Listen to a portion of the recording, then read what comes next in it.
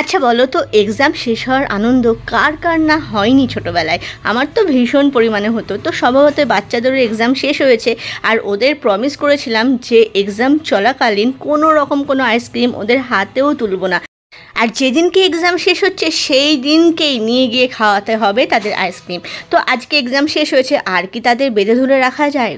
আর না, মোটেও promise break করাটা কিন্তু একদম ঠিক নয়। তো যাই হোক, আজকে এক্সাম শেষ হয়েছে আর সোজা বাচ্চাদের নিয়ে চলে এসেছি আইসক্রিম পার্লারে। তো এই আইসক্রিম পার্লারটা দেখো, কিছুদিনই হলো আর কি এটা ওপেন হয়েছে, আসা হয়নি, আজকে ফার্স্ট টাইম আসলাম। বিভিন্ন ধরনের এখানে আইসক্রিম পাওয়া যায়। আইসক্রিম পার্লার সেটা আবার কি, আমাদের সময় তো শুধুমাত্র শুনতাম বিউটি পার্লার। যাই হোক, দিনও এগোবে, মানুষও আপডেট হবে।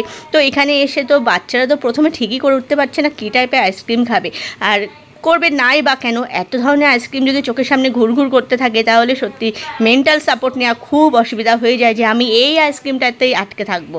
তো ওরা ওদের মতো চুজ করুক। আসলে কি, যখন আমাদের দেখবে একটা সময় আমাদের যখন হাফ ইয়ারলি এক্সাম শেষ হয়ে যেত, ঠিক তার পরে কিন্তু পুজো থাকতো। আর পরীক্ষা শেষ হওয়ার দিন থেকে এত আনন্দ হতে থাকতো যে পুজোর শপিং এবার পুরো দমে স্টার্ট করতে হবে। মাকে বগল দাবা করে নিয়ে, বাবাকে কবজা করে নিয়ে সোজা বেরিয়ে পড়তে হবে, প্রচুর প্রচুর পুজোর শপিং করতে হবে। না, প্রচুর শপিং নিজেরই একমাত্র নয়, আসলে আগেকার জন্য একটা ব্যাপার থাকতো, প্রচুর রিলেটিভসের বাড়ি থেকে কিন্তু সবাইকে আমরা পুজোর শপিং করে দিতাম। তো নিজেদেরও সেই অর্থে তাদেরও দিতে হতো বলে শপিংটা বেড়ে যেত।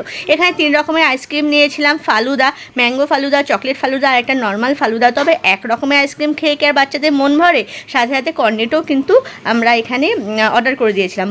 বাড়িতে এসে কী উপরি পাওনা পেলাম জানো? দেখো, বাড়িতে আসার সাথে সাথে এত পরিমাণে হাওয়া দিচ্ছিলো, আর ওইদিকে কিন্তু লাইটিং শুরু হয়ে গেছে।